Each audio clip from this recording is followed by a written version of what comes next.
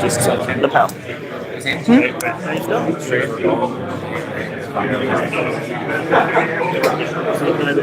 Or just magnet. Sure. Wherever you get the best reception from. The collarbone is like the best reception, so if you just like there, yeah. He's gonna he only should fondle the man. I'm not a celebrity. Yeah. There you go. Sure. That look like a dick? No, okay. Yeah, that's okay then.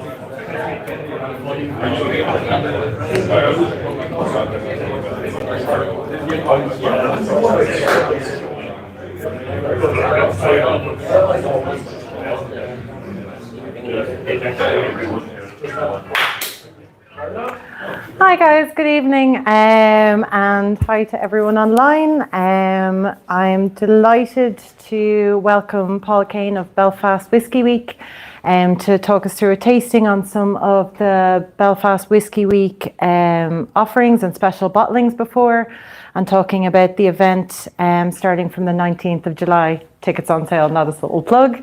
There is up to 100 offerings on show and different across the city as well. So if you'll give it up for Paul as he talks us through the tasting.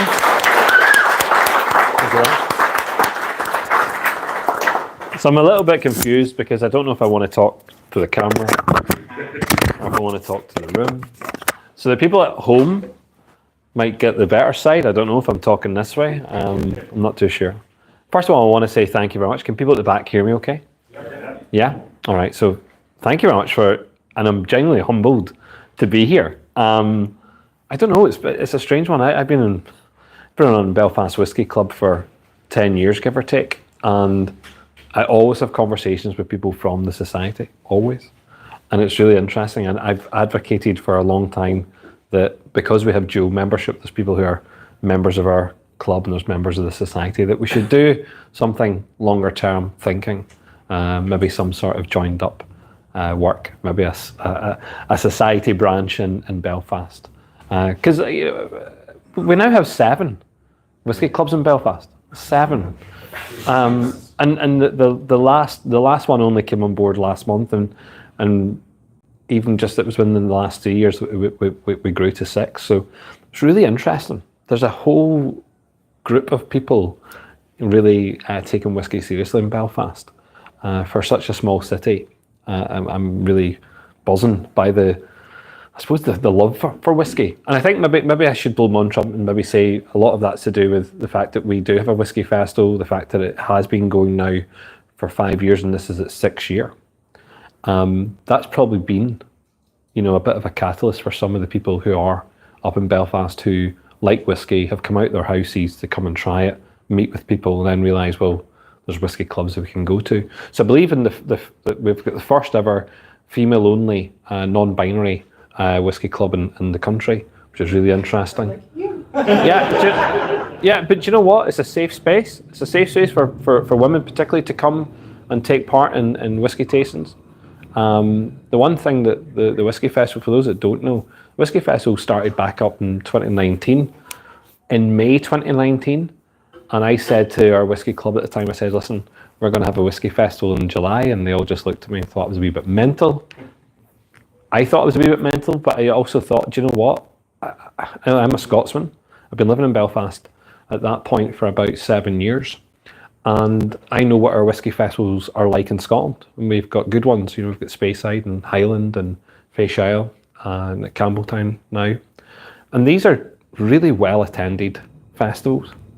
And for me, Belfast just didn't have that. Northern Ireland didn't have it. In Ireland, other than having one of the best whiskey shows probably in the planet, we didn't have a festival. And I think that was important.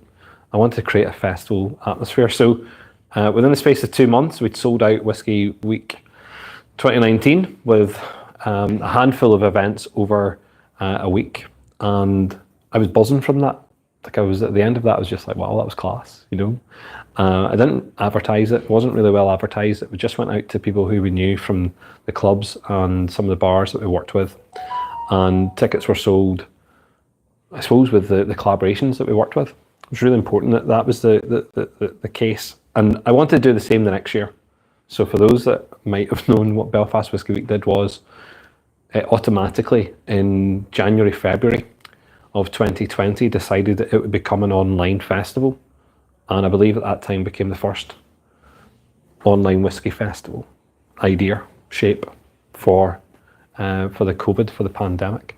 I was very lucky, and it was luck, pure luck, that I had a very good partnership with Ecklinville Distillery. So in Belfast Whiskey Club, we're probably really blessed. Our members include some of the establishment, as we say. So Jarlath Watson from Ecklinville, Brendan Carty from Cologne, David Boyd Armstrong from Shortcross. These are members of our whiskey club. You know, we have the luxury of having them at our table to ask questions and to really annoy them about the industry. And there's others. I mean, there's whiskey ambassadors. So Sarah Kennedy from McConnell's, and previously Jamie Cotter from Hinge. So we had Tim from Bushmills. There's lots of people from the industry who are involved in the actual club.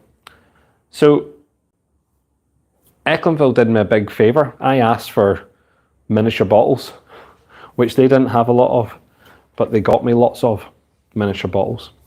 And then we decided what we would do with a partnership then with Irish Whiskey Auctions, and really thanks very much goes out to the guys there for the 2-year period really where we shipped whiskey around the world, which was class, which was unbelievable. So if it wasn't for Jarlath and the team at Ecklinville, and it wasn't for Anthony and his team at Irish Whiskey Auctions, Belfast Whiskey Week probably would have not existed, definitely within those two years.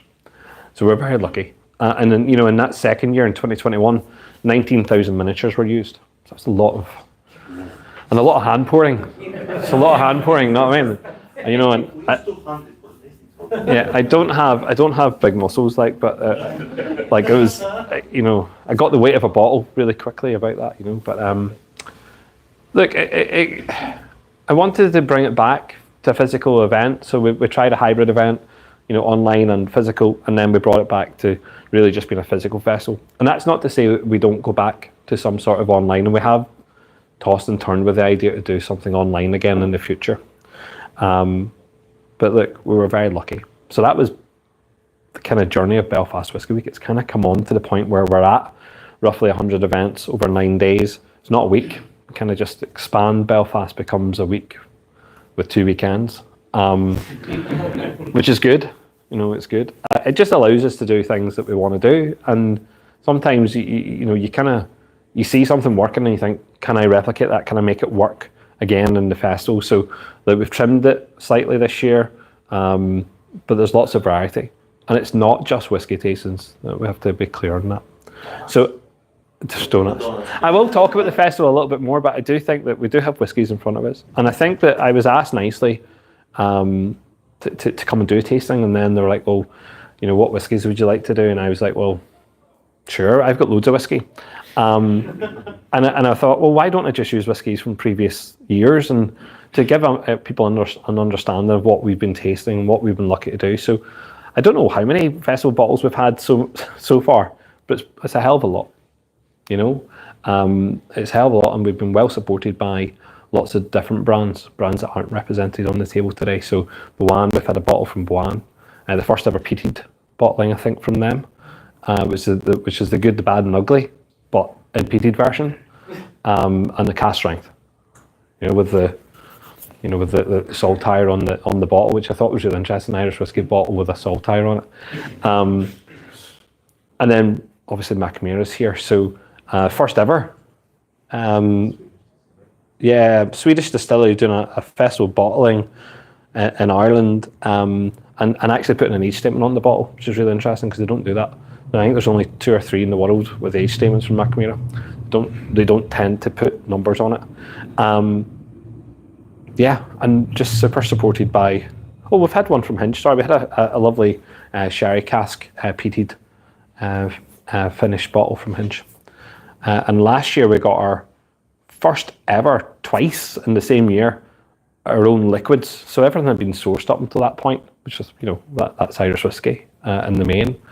But last year we got our first ever real liquid, I say, from an Irish distillery, and that was from Cologne with one of the barn tools, and from Shortcross Distillery. So I thought I'd bring the Shortcross, one because I still had some bottles of Shortcross. I have nothing of Cologne other than this one here.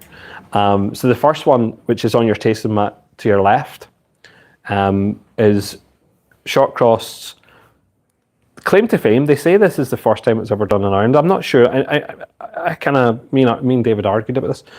There's other distilleries that will say that they've done this and beyond, i.e. they've maybe used 3 component parts. So this is just a malt and pot still blend, or I like to say it's a marriage of the two of them. But 5 years old. Again, Shortcross has been very smart. They didn't release it 3 years, didn't release it 4 years. All the liquid that they've released has been 5 years plus under their own name. They didn't purchase in whiskey and set up Shortcross whiskey in advance. They waited for that 5-year period before they released their whiskies. Only now have they gone back and purchased whiskey from another distillery to create blends, and that's not under the Shortcross name. It comes under a different name and funky little bottles with cool labels on them. But Shortcross, everything from Shortcross with that label on it. Okay, so this here is all from Shortcross, and I think that's super important.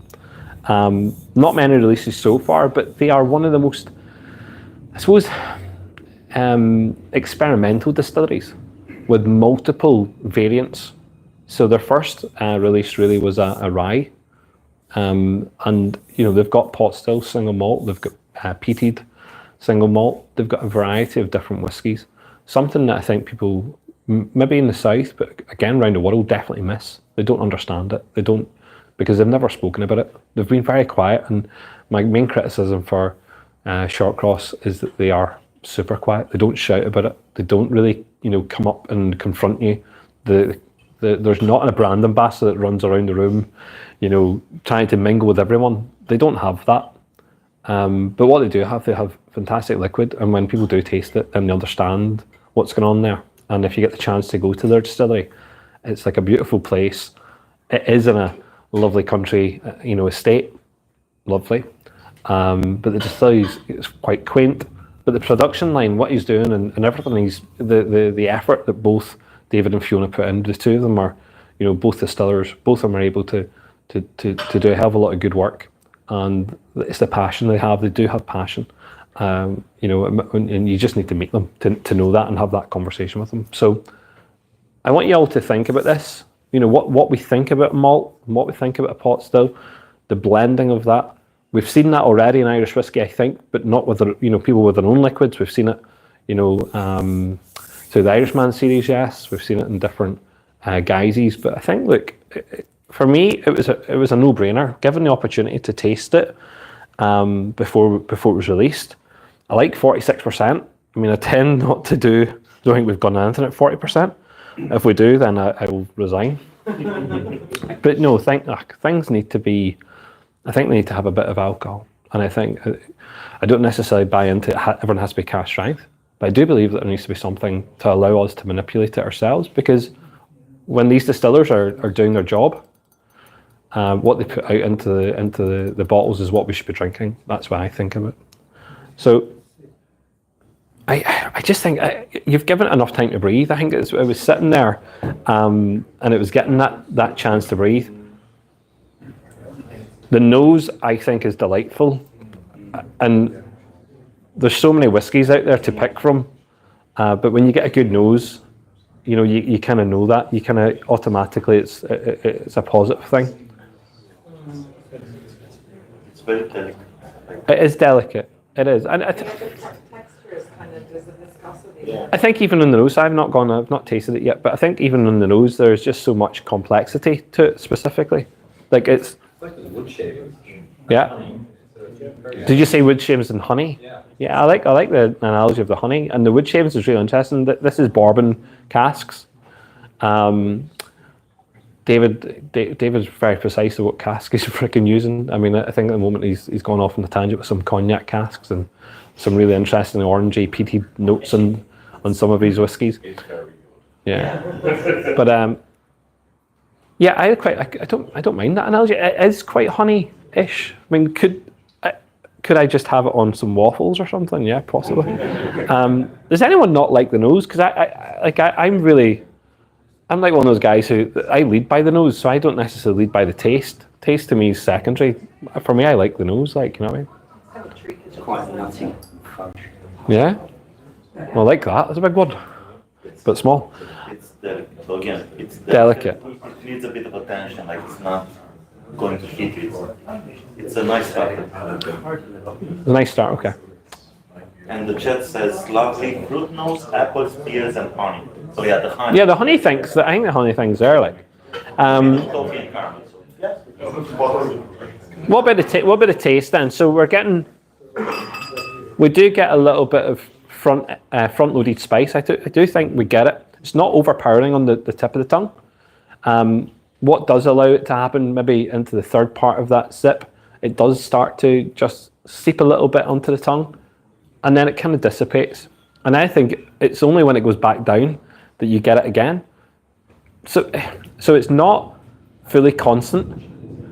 It kind of dips in and out of the spice, and with that dip, just allows that look.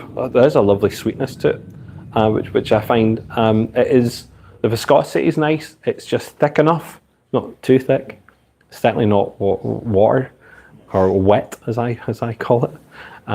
People think I'm a wee bit mad when I talk about whiskey like that, but whiskies that have been watered down, you know, when they lose that viscosity, when they lose that texture, that annoys me. I think at 46%, it's just got the right texture. It probably could be thicker. It probably could be a little bit more, but you would need to increase the ABV for that, and you didn't, and not be watering it down as much. So, on the taste, does anyone dislike the taste? It's weird. It's like it starts with a single malt, then the pot still kicks in. That's what I'm trying to get. That's what I'm trying to get at. I feel at the end the spice is there, and it's nice. It's a really nice kind of just, if you're running your fingers like this, it's kind of like pity patty spice rather than like it's not digging holes out your tongue. It's really nice. It's a pleasant kind of tingle that I think you get from it. Is the pot still 50-50 or what's? Now you're asking the man who didn't make it, but I actually think the bottle does a lot of the conversation, doesn't it? So he's really just said. He really has. No, he's not. I thought he'd actually put it on here. So sorry if he's watching at home. Maybe he is. I don't know, because he messaged me, said, "Are you ready for tonight?" I was like, "How do you know what I'm doing?" I was like, "What are you doing? Why are you looking at me?" I'd like to say it was 50-50, but I'm not 100% sure. In fact, it probably isn't 50-50. But look, I'm sure we could find that out from him. He is keen, although this is a Belfast Whiskey Week release. I'm sure he is keen that from the uptake of this, it was a very cheap bottle. I think, if I remember right, it was £65 a bottle. So £65 sterling, which I think that's the price. I think that's the price point for whiskey at that age. It's a 5-year-old. It shouldn't command a bigger price. It really shouldn't. And yet, if it was to be cheaper, then it falls into some brands and some bottlings that probably shouldn't be in that bracket. So I think it probably commands the right kind of price. I don't know. I want to say they're all sold out, but I don't see them online, so I don't see them anywhere else. It got a very good uptake at the festival itself, so I'm not too sure if there are any around. But what I would say is, if you do have one, with Shortcross, I wouldn't leave them sitting. Like, I would think that these are bottles that should be drunk. So if people think that this is collectibles galore, nah. Unless, by the way, and I do say this, unless you want to have the full Whiskey Week collection of all of our bottles that we've ever done, and sure, good luck, because there's bottles they're no longer in circulation at all. So no dislikers, no one hitting that's crap, no. Because if he is listening, like, we can tell him. It's kind of fudgy, and then it goes into like white pepper as a sweetness. Yeah, well, I think that's a good point. So for those that didn't hear him, what he's saying, I really should be comparing backwards. So I'm sorry, but we're talking about fudginess, going into white peppers to finish, and again, maybe thinking that this carries forward the malt, and then the pot still kind of falls afterwards. If you had the choice to buy it, would you buy it? Show of hands, just. So that's interesting. Okay. For 65 sterling, that's where it was at. This year, Shortcross also has a bottling for this year's festival. I do believe that it's peated. So I haven't. I don't believe it's the orange. No. So it's not that. It's again bespoke bottling for the festival. So I'll get to taste it. I'll get to taste it next week. If you're coming to the festival, just to let you know, we've made for this year's festival, we do 6 bespoke donuts. So there's 6 bespoke whiskey donuts. One of them is this whiskey in a donut, and I had it the other evening at one of our launch events, and it was phenomenal. So some people just don't get it, but once you taste it, you'll understand. Once you taste whiskey donuts, you'll just understand how good they are. So I'm just going to rattle on to the second one. I don't mind you guys talking. Honestly, I don't see when I'm not talking. I don't mind, and we are going to take a small break in a little while. So we're not rushing through this. I take it most people, obviously, in this room would be associated or understand or like or a fan of potentially cologne. Like I said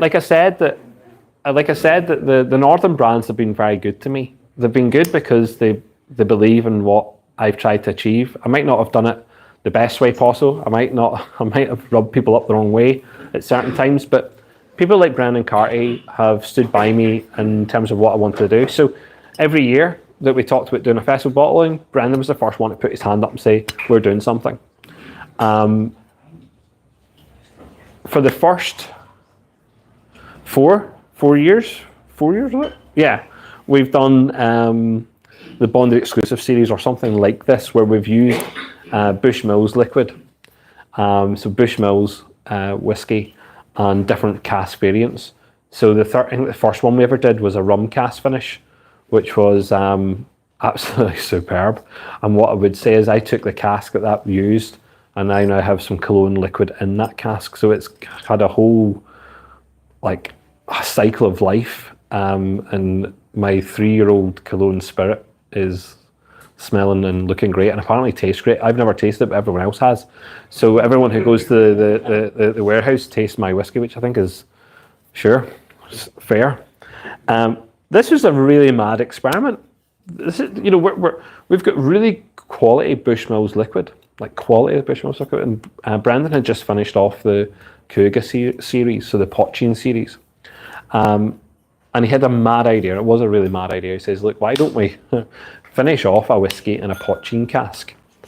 First time it's been done. And I'm not sure if it might be the only time it's been done. Someone can, quote me on that. But I just think that is mad. Particularly when Potchin is not something which is on the tip of everyone's tongue. A lot of people maybe don't even understand what Potchin is. And it is a whole conversation, a territorial conversation for people. I like what he did here. The Cougar cask series was a great little offering to the Cologne cult and the followers of Cologne. But to put this whiskey, and it's 11 years old, and it's slightly more than that, but it's 11 years old on here. 92 bottles. He's famous, 500ml bottling. Originally, also sherry casks, and then put into the firkin. I just think he was an absolute genius, because on the nose, again, if you told me on the nose that this had been finished in a Potchin cask, I'd have said, nah, I have no idea what you're talking about. Nah, the Potchin doesn't come through on the nose. I don't think, anyway. If anyone had followed me before this cask and before we'd done this, we had, within our own club, we were very experimental. We did some really odd experiments. I did 4 casks filled with Buckfast. Because Buckfast is it's just the lifeblood of Glaswegians. When midges drink you, it's Buckfast they're getting. We're a bit mental, and I took 4 Hungarian oak casks and seasoned them originally with the following. So people who might remember this, rum, which was apple and estate rum. So spent a couple of quid on that to season it. Drunchambeau, the gin, and then Iron Brew, and then WKD Blue. And that well, listen here. You might think this is sacrilege. So I bastardized the casks, and that's what which I seasoned them in, and then took the liquid out. And by the way, other than the Iron Brew, which was a bit dubious, I know I definitely wouldn't have drunk that. I certainly drank the rest of it. So the gin was absolutely great. I mean, here, cast aged gin, super. The cast aged rum just was better, which I thought that was a bit odd. It was like, that was really good, and the WKD was a whole new meaning to WKD at that point. And then so I decanted all of that, and then again that was for 6 weeks. 6 weeks I then seasoned them with Buckfast, all 4, and again decanted. And at that point we decanted the 4 casks with the Buckfast, and then we put into all 4 casks casked strength, so 55% Bushmills, 13-year-old Bushmills into those casks. And again 6 weeks, so 6 weeks, 6 weeks, 6 weeks. And then we did a pairing. So we did a tasting between the Buckfast, aged in Iron Brew cask, and whiskey aged in Buckfast and Iron Brew cask. And genuinely, some people who tasted it didn't think it was good. That's fine. Some people were like, "This is sacrilege. You should not have done this. You've done something very bad to the industry." And I get that, and that's fine. That's understandable. But it was so interesting because the point that was being made was the reference point of casks, how important casks are to the flavour changes of the whiskey. And there was no shadow of a doubt that the flavourings that were used, the bastardisation of these casks, carried through into the whiskies. So even within a 6 week period, you got a lovely, in the Iron Brew one, for example, it nearly was neon. You could see it, but it was dark, but it was neon. It was nearly glowing. And same with the WKD Blue. It was kind of like, what colour is this going to end up? But the flavour profile coming through was, you could tell. And the Buckfast, I'm not a Buckfast drinker. When I was younger, maybe I was, but certainly not now. Not now as an adult. No, I definitely on cold winter night, a bottle of Buckfast is good. It's good. It's good crack. But the taste, it wasn't Buckfast anymore. It was this spicy gin, tonic wine, syrup. And I saw online this week somebody wrote an article about Buckfast, a wine guy. I don't know if it was a wind up or whatever it was, but again, Buckfast is not for the drinker; it's for the alcoholic. And but I had to do it. And it was something that was a joke. And I think this is where the Cougar cask comes from as well. It was a joke within the club. People joked about, what would you finish off whiskies in? And everyone said Buckfast cask for the crack. It was just a laugh. And we did it just for the mad experiment. And I think this was a laugh in Brendan's head. I think he was like, what can I really do that's really set something different for the festival? I love doing something different, blah, blah. Do you know what we'll do? We'll go ahead and we'll do this. And on the nose, as I say, I don't think it carries through any potching. I get a lovely warm spice, and it's maybe from the Oloroso, which is nice. But then the taste. It's deceptively soft on the nose, though. Yeah, on the taste, it's just rocket fuel. And really strangely, carries a hint of potching. Like, really strange. Like, nearly, and it is a white, clear, crazy spirit in your mouth rather than whiskey initially. And I think that's really interesting that we have something which looks like whiskey, acts like whiskey, smells like whiskey, and yet on the taste somehow manages to find this potching. And it becomes, in my mouth, it becomes a white spirit. Full on, like spicy. Like mouthful after mouthful of spice and spice and spice. That's what I get from it. So I think it was mad. No one has ever criticised it. Some people gave it, the full works and went, again, not sure if this was the right thing to do with that cask. You'd probably because on the nose, I think we understand how good that whiskey is, and we get it. So it's just a bit strange. Sorry. Sorry, I have to ask, what did the putchie taste like when it came out of the barrel? Yeah, Poching was great. Did anyone taste the Cougar casks? No? No one in this room got a Cougar cask. You did, Jonathan. Yeah, another one up the back. Good man. The Cougar cask series was a series, so there were different casks. And they were named after I think they were trying to find so many mountains across Ireland, but I think they picked 5. But no, the Poching was really good. And completely different. Each one of them was completely different. There was a story about them in a really strange way. They were really different and very good. I don't think there was a negative comment on the Poching, which is really interesting. Sorry, they were beer casks. Originally they were using beer casks to age the Poching in. And yes, there were different breweries from the different areas in which these hills were named after. And this is a bastardization of all those casks that held the Poching. So do we get red ale, stouty, whatever coming up? I don't get that. I get the nose is a lovely warm spice, and I do think that is the Oloroso cask original. The change, the genuine change in my mouth is that to a white, a kind of Poching, which if you taste Cologne's Poching, which is nothing like this in your mouth, please don't even think I'm even doing that. Cologne's Poching is something special. Have you ever tasted it from batch 1 to where they are just now? It's a special Poching. This is Bushmills liquid. It's really difficult to ruin Bushmills. Really difficult. So,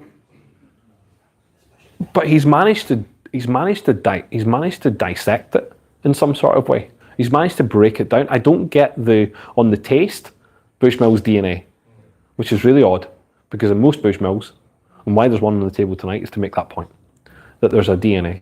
There is Bushmills has a DNA. It's not in that anymore. Interesting. Anyone dislike it? Is this you get like the fuzziness of after you drink a Poching where your mouth gets that fat very high, but it's only 53. Oh, it's only. I know. I mean, it's only 12%, 55.3%. Yeah, you get that fuzziness. Well, I think after a couple of them, you'd be fuzzy anyway. So no dislikers. I think it could be a Marmite. I think it could be the Marmite kind of whiskey. Is it really and truly the whiskey? I mean, has the cask really made so much of an inference that it's no longer the whiskey? It's sort of a charcoal wet wood nose. Yeah, wet. It's definitely wet wood is a good one. Yeah, I like that. Charcoal, yeah. What was the price? Oh, sorry, I can't. What was the price? What was the price? Again, really, that's quite liberal. I think it was, I want to say it was 55 quid or something. 500 mil, 11-year-old. I think it wasn't overly expensive. So I don't want to say it was expensive, because it couldn't have been expensive, because just to make the point as well, just when we're saying this, we don't, Belfast Whiskey Week don't take a cut of the bottles that we do for the festival. There's one thing I want to keep on getting over to people, is that Belfast Whiskey Week is not a money-making machine. It's not that. It is quite specifically a community thought process where we think about the distillers, we think about the brands, we think about the people who are coming to the festival. We think about all those as costs and what they mean to everybody. And one of the things that we've said from day one is, if a brand can produce a whiskey for the festival, super. If they can do simple things and they're good at it by just putting the name on it, potentially by numbering the bottle and allowing us to be able to purchase up to 20 bottles to start with, if it's something that we can do and we're able to do it, that's the conditions. We used to have a condition that used to have to be 100 bottles. We had to lower that amount because Cologne couldn't get 100 bottles. But it's important that there's a standard maintained. But the one thing that we wanted to get across was that we don't take anything from it, that they make it on their own head, does it fall? I.e., if you price this at £95, then no one's going to buy it. But if you price it at the point which people will purchase it at, and you can make money from it, and you know that's what it's about, it's going back to the distillery, and you're getting something from it, then it's on you. And we will happily push it and talk about it and sell it and drink it. We'll do all of that, but it's on them. And that's, I think that it's keen, like for David, he's keen to do it. You know, he wants to do that. He wants to push the festival. He wants to push his own liquid, and he's making something from it. The two brands that sell out within moments are these two here, quite specifically. Doesn't matter what, they just gone. And you know, in fact, one year I was really annoyed, and hopefully someone from Eccleville might be listening. They sold all the bottles before I had the chance to purchase mine, so I didn't get any at all. But I do know, like last year's, so this one here, which we will come on to talk about, this one here, there were still bottles left. And there still might be some bottles online, I'm not too sure, but there still was, I would say, maybe at least 20 bottles. And there's a reason for it. And we've had that discussion, so that they're okay with me talking about it, is that it is the price. And again, the realization that Brendan's own liquid last year, so David's was 65, yeah, for a 5-year. Cologne's slightly smaller bottle, the wee Barn Tools, 500 mils, £65 for a 3-year-old, and it's sold. Do you know what I mean? So when the price is acceptable, you know, people will purchase it. They'll understand what it's for, the reason why we're doing it. And again, it's not for us. We're not a private company trying to sell whiskey to people. We're letting the brands do that and the distilleries do that. It's on them, you know. So is this break time? Oh, we're going to do one more. Okay.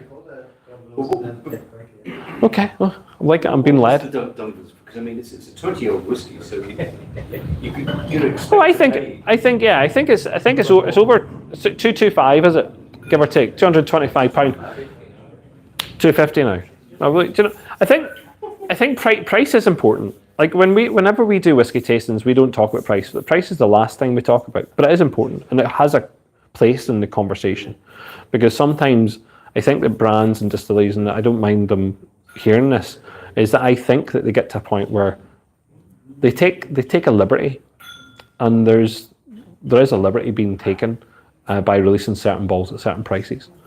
And I think that in Eccleville's case, I think they got to the point where the previous bottles were all at very good prices. They were the what I call just the right amount of money to take out my pocket, you know, just to do it. And I think this one, it is an age statement. But when you compare it to some other age statements, particularly when you compare it to, you know, the Scottish market, and you can compare it to some of the Irish that we've had in the past, it becomes expensive.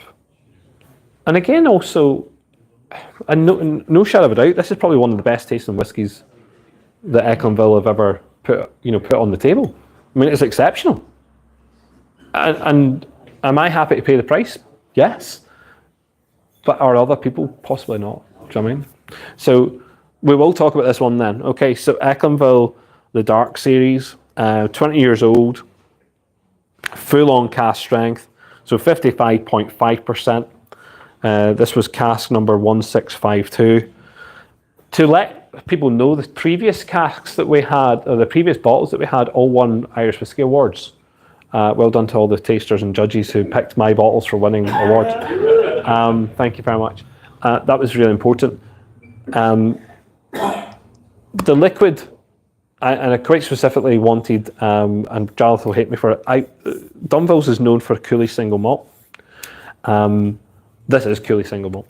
But I wanted to have a small parcel of Bushmills, and one, so far I know of one Bushmill, one Dunville's which has gone out as a Bushmills. I went out to one of the off licenses in the north. Now, sorry, Fairley's correct. And I wanted, there's a lovely Bushmills in a certain cask that I won't talk about just now because it might at some point come to me, which I would like to see in Belfast Whiskey Week. I'd like to see it in a Dunville's label. But look, it is Cooley, and Cooley is exceptional insofar as that, just like I said earlier, it's really difficult to ruin a Cooley. You can't ruin Bushmills. You really can't. I mean, Brenda's dissected it for some weird reason, but you can't ruin Cooley, can you? Or can you? I have now witnessed, I always stood by the mantra that Cooley whiskey was indestructible. When it got to 16 years old and above, that was it. It was Jaguar, it was frickin' Range Rover, it was, Mercedes. It was just a class above all those little common cars that were driving around the roads. This stuff is good. And the way they go about it at Ecklenville, and look, the release tomorrow night, I'll be at the release party. If anyone else is coming up, I hope that you do. They release both their pot still and their single malt tomorrow evening in a dual release. They've waited. I mean, they're now into their 10th year of distilling at Ecklenville. But the dedication to taking good Irish whiskey and utilising some of the best casks that they can get their hands on, these Olorosos, the Palo Catardos, the PXs, whatever it is, man, it takes a bit of patience. It takes a bit of patience to put it in there. It takes a lot of money as well. Like, I think that people maybe, we talk about the price of the bottle, there's a lot of money spent on the liquid itself, and then the casking, and then that aging process that they take it beyond. So when you're at 2 years finishing, it's not 3 months. It's not sidestepping it. It's not just giving it a wee wash. That they're spending years in casks to get the depth of colour that's in your glass, to get that. I mean, look at that. I don't know why it's third on the frickin' page, but I mean, I didn't pick the lineups to the when we're drinking it, but I mean, is that just not like? It's just stunning. Mate, I know it's that's it. And I am very blessed, and I don't mind saying it again. Like I've been with Ecklenville on their journey for as long as I can remember, and I've been blessed to test lots of casks that have come out of that distillery. So lots and lots, and still ask my opinion. I don't know why. It's a hard job, right? Don't get paid for it, but someone has to help Jarlath in his quest to perfection. But look, they've had some really great guys working in there, and the whole team gets behind it. So it's not just one or two people. Everybody has an input into what they release and when they release it and why they release it. It's very important that there's a lot of people behind those decisions. So it's not one man. Shane Braniff, who owns it, yes, undoubtedly has the final say and has such an opinion on what he does and what is done at the distillery. But I love it. It's nearly a family affair where everyone gets together, everyone gets the chance to taste it, and then we put it out. And I think that when I see these casks and I get the chance to go, right, do you know what? Here's 3 casks. We think we might use one of these in the festival, and I get the chance to taste it, and I'm like, yeah, brilliant. And I think we've just been very lucky. I mean, as I say, hard to ruin a good Cooley whiskey, but on the nose, Jesus. Yeah, I mean, it's just, is there anything like it? I mean, is there anything like the kind of, because my comparison to this, quite specifically, is Scotch. Yes, it's certainly like, do you know, it's like some of the funky casts that they're doing right now, or have been doing in the last little while. There's a, if this came from Speyside, you wouldn't bat an eyelid, would you? You wouldn't you wouldn't complain. You wouldn't say anything. You wouldn't even. Obviously Scotch. No, but what I'm saying is, you just wouldn't. I mean, if it went toe to toe with whiskies in Scotland, you wouldn't be. You just wouldn't be put off by that. And again, you probably wouldn't be put off by the price, potentially. Do you know what I mean? If it's up against some of its peers. The ones before this were cheaper, but I think. Or younger. There's the age. There's 20 years versus 12. What we've had 10. We've had 12. 12. store in the line. Yeah. The other ones we had, they have been younger. Did we have a 21? I think we had a 21 at one point. The 12 was 125. Was that 22? 2022. Yeah. Okay. There's Fuck. Sorry. in my opinion, there's a great balance between the nose and the palate, which of course is hard to win that, to get that right. For example, in the first one, fantastic nose, so the palate has to work very hard to make that. And the question is, does it? And that's a personal thing. But this one, it's like one continuation, and with a complexity. Very much so.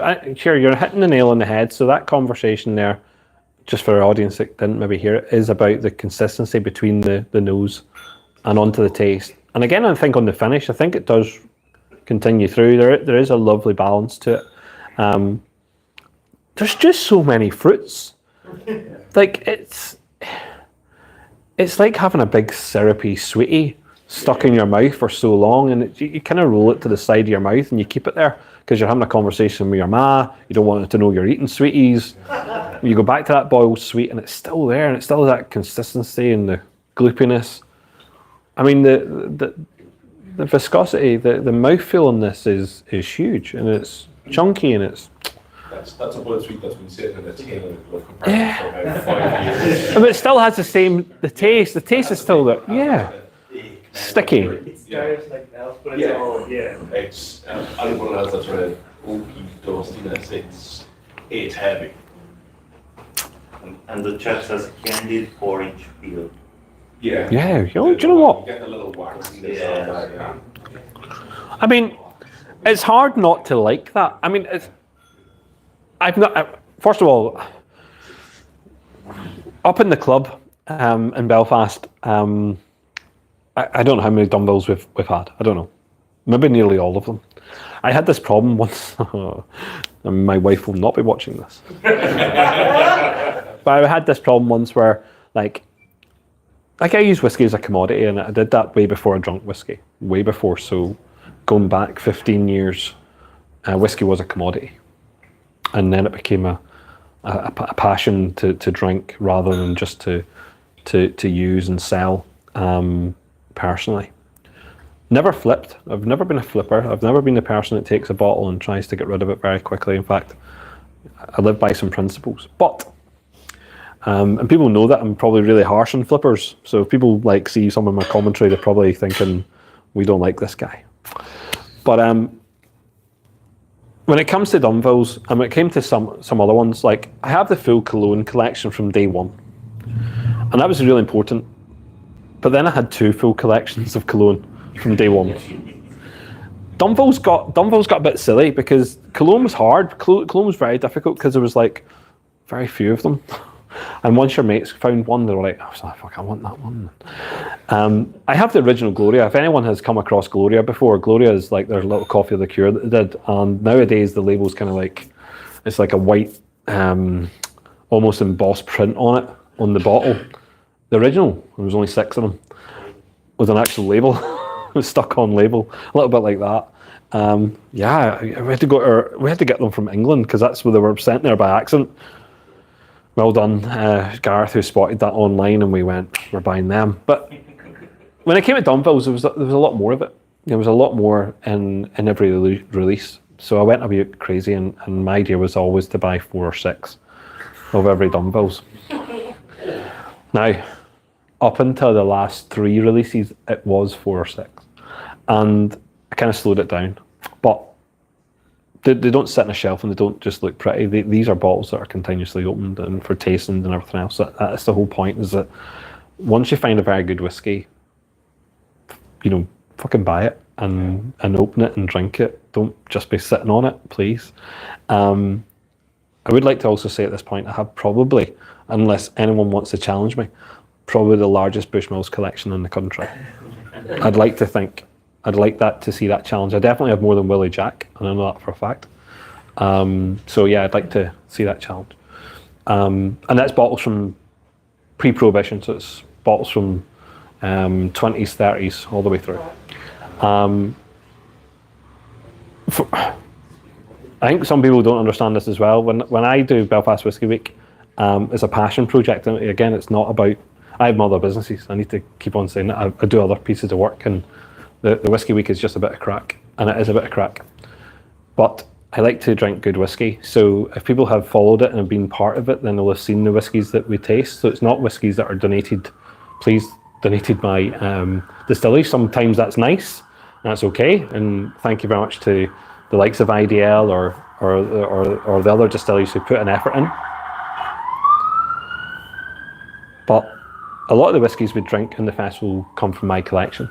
and I put in for my collection. So if we do a pre-1980s whiskey tasting, it's because I've gone and selected whiskies from pre-1980s, or pre-1970s whiskies, it's from pre-1970s, or if it's pre-1960s, then it's from pre-1960s. And that's what we do. We go into those collections, we take those bottles out. It doesn't matter the cost of them. Really, to me, it doesn't matter. It's about tasting it and letting people taste it. So when you go and taste a bottle of Powers from the 1960s, and Carol Quinn looks in awe and goes, wow, well done, super, because no one else will do that. And it's charged, by the way, at a rate just like your session tonight, where you're not paying a lot of money to drink it, you know. I have a thing about that. I also want to put it on the record, since how we're being recorded, I'm in a good room of good people, and that I think I'm the only person in the country, other than the brands themselves, and we have to be careful on that, to open 4 sets of Redbreasts. And I did say Dreamcast, yes. And I did say if I ever got, and I didn't even go into the ballot, and I should slap myself pretty for this, because I totally forgot about the ballot. I got my email, yes. And the group chats, yes. Got to Dublin Live, and I was like, yeah, I'm definitely going to do that. Don't worry about that. I'll definitely. And I never signed up. I totally forgot about it, which is unfortunate. But if I had all of them, I'd do the set at this year's festival. I have said that. And if I get the chance, then I will. My idea would be to do a full set, to do the full thing and taste it. And again, who cares? Because that's what it's about. To me, it's about drinking. It's not about people really need to lay off this idea of flipping specific, but taking whiskey away from the consumer who's willing to drink it, based on making a profit. And I don't care who doesn't like what I have to say about that. I really don't care. It's a personal thing. So cologne, I've kind of whittled down my collection to colognes, because they're very, and if Brendan's watching, they're very good. Of course, Brendan's watching. The Econville project, and people will start to see it from tomorrow onwards. The actual Econville project, the Dumvilles is great, but the Econville project is something quite special. And again, like genuinely Bushmills. I've been a fanboy of Bushmills forever, and it wasn't my first Irish whiskey. My first Irish whiskey was a Redbreast 15, which was absolutely superb. I then went from the Redbreast 15 to a Redbreast 12 and thought, fuck, that's even better. And it wasn't until later that I got to taste Bushmills, but Bushmills I just found was on par with Scotch automatically, and I was drinking the Bushmills bottles that you were maybe getting just at the time when they were really good, and they've kind of changed processes slightly, and it's a little bit weaker. So if you look at the 1980s Bushmills, those 1980s Bushmills bottles that I crack open all the time, the 10-year-olds, unreal, like genuinely unreal. And I just wish that all 10-year-old Bushmills tasted like that as a continuous, but they don't. It's Frank McCartney distilling it. Different, yeah, just different technique, just different distillers in at different times. And again, nothing wrong with Bushmills right now. It's a really good liquid, but there is a change, and there's a slight change. It's the same with the Powers when we look at Powers over that period of time. Same with Jameson when we look at Jameson over the period of time. To try and get real consistency. I mean, you can get core like elements of Bushmills which has stayed the same. There's parts of the DNA which is beautiful and it stays the same. But it's getting that consistency right across decades. I think it's very difficult. It's a bit like Johnny Walker. People will snuff their nose up at Johnny Walker. I think when I talk Johnny Walker, everyone just goes, you know, he's off on an RB mad tangent. I am, because people don't understand Johnny Walker. You only understand Johnny Walker if you've been drinking Johnny Walker from the 60s and 70s. If you're drinking Johnny Walker today, it is, on the record, not that great. And I don't mind telling Diageo that that's a problem, because it used to be great, and it was great. And again, doing side-by-side tastings of 60s and 70s and 80s alone, taking it into 90s, Johnny Walker was epic. And it was a whiskey that everyone would have drunk. Not just they would have drunk, but they would have happily drunk it and asked for more and more and more, because it was good and it tastes great. And it's difficult because you can obviously see the manufacturing processes where we're getting to, because we've got a better system of making whiskey now. Maybe that's the difference between Cologne and some of these other ones. The systems of making whiskey has become digitalized. It's become less about the manpower, less about people inputting directly into that. And you can see those changes gradually over the decades. We have a tasting during the festival this year, which is pot still over the decades. We're going to look at pot still and why, what has changed. Has it got better? And it'll be up to the consumer to tell us that. But very important to look backwards to where we are just now. I think we're in a sea of great whiskey. It's a fucking ocean of great whiskey. And by the way, still not enough of it, I don't think, for the world. There's probably enough for Ireland, let's be honest. We've probably all got our fill. We've probably all got 20 bottles sitting at home with their lids off, and that's grand, because we're whiskey drinkers. But the rest of the world needs to see Irish whiskey, and it needs to flood those markets and let everyone else have that opportunity. So I still don't think we produce enough. We're miles behind. Not just Scotch, but Indian whiskey, Japanese whiskey, bourbon. We're miles behind all of that, When you talk about systems, which you just used the word. Systems, yeah. I will say Diageo has great systems. I have to ask your opinion Sorry. on provenance / heritage, Mm-hmm. and to what extent that plays in our preference for, enjoyment of, and promotion thereafter of whiskey. Okay, that's really interesting. So even because we have one of the heritage brands on the table, so Bushmills has a lovely title to it. It says since that word now, since, that they put on, which I think is great. Since 1608. Again, I'm a fanboy, so I don't necessarily want to rub people up the wrong way. But is it 1608, and is it really? Is it from that time? And I'd say Bushmills at the moment is not from that period. So the nostalgia thing for me isn't there. That's not a nostalgia thing, and it's not drawing me to heritage and legacy specific. It's just good whiskey. Well done, Bushmills. So I don't care what their bullshit marketing stuff says.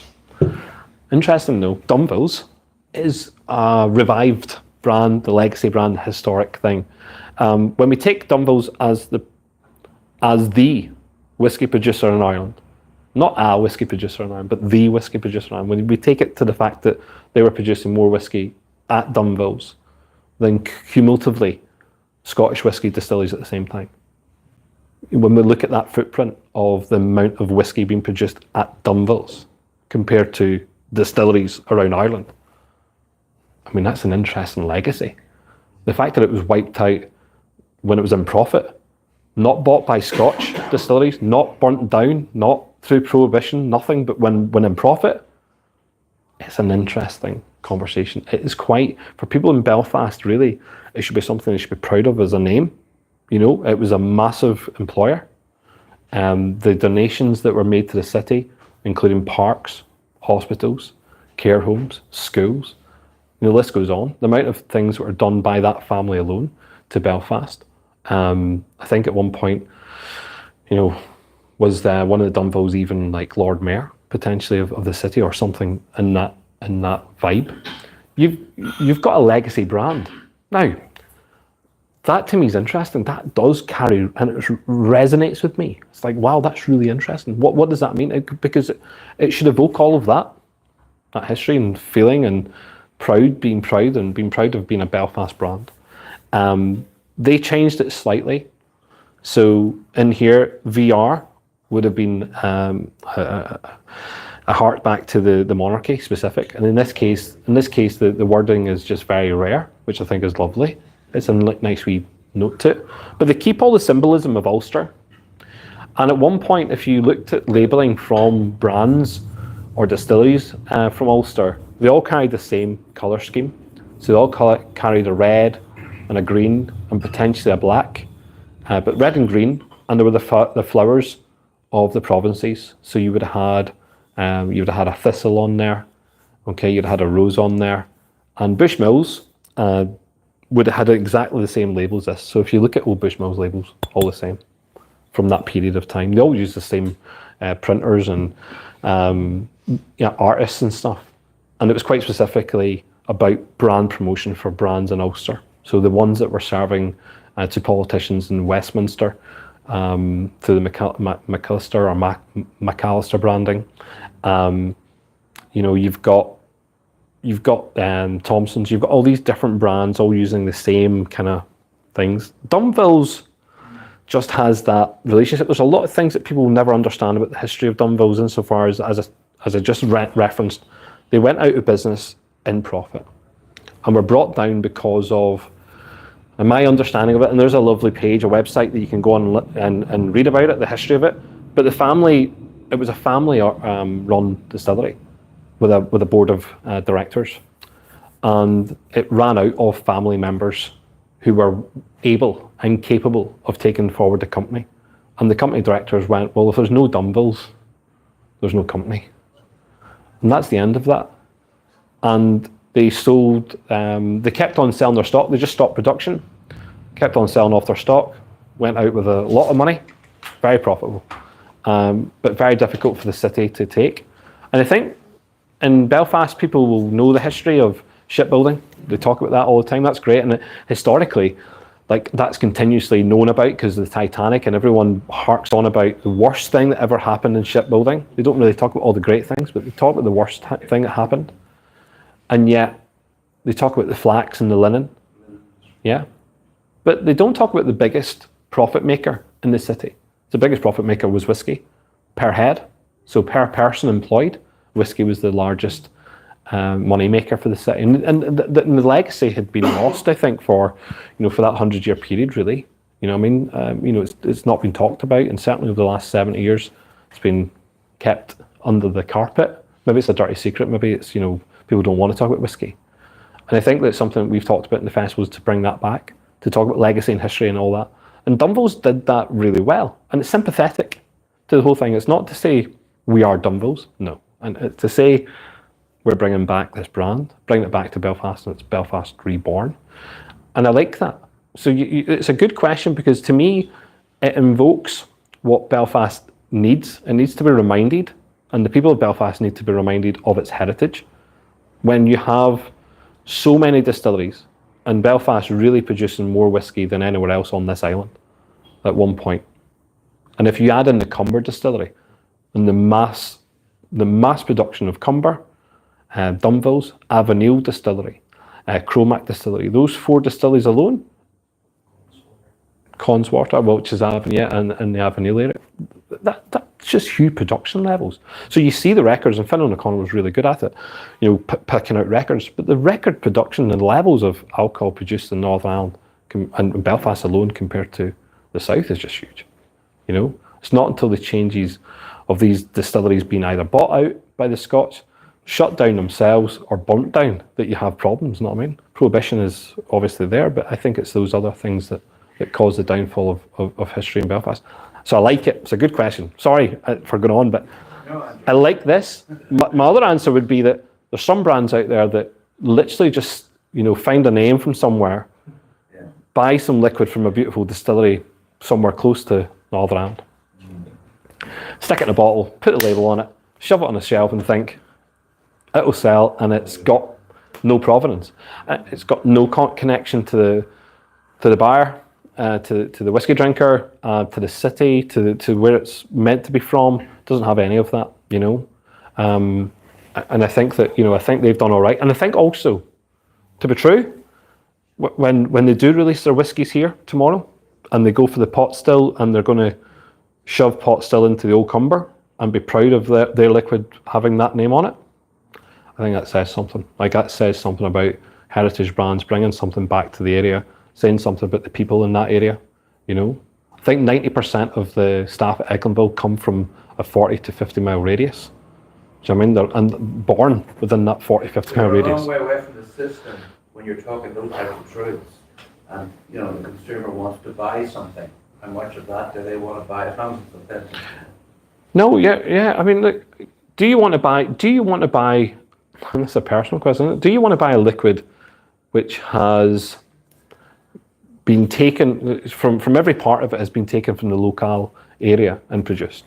Do you want to do that? I think we all do, because I think genuinely we all believe in some sort of stability in this planet and sustaining, ourselves as humans. Yes. So this distillery I think we'll do that. I think that will do. I think it will do a lot more than people will think in terms of trying to be that type of distillery. That they've lived off this legacy for a little while. They can maintain that, which is lovely to see because that just creates that link to Belfast that Belfast needs. But its own distilling, I think, will be a testament to what they're trying to do down there. Again, if each one of these brands can do it right and keep, the production local enough and the people working there. I'm not saying you have to hire everyone from, round the corner, but local frickin' employment is really important, and it's super important in the north. I'm sure it's super important in the south to keep people in those rural areas working, and giving them jobs. So I really like the way that they've done that, and it's not selective. That's just natural. It's the natural process. Oh, so finishing then before the break. Sorry, the Dunville's good or bad? Yeah, good. Okay. And still available. And there you go. So I think there is. I don't know how many bottles, but it did not sell out. I know that for a fact. All right. 10 minutes. 10 minutes. 10 minutes. 10 minutes.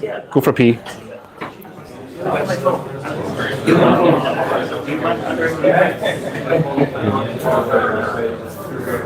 It's muted. Oh, it's muted, right? Okay, that's down. Oh, yeah. You just put it in there. If you want to go to the toilet. Oh, I don't need to go to the toilet. I'm all right.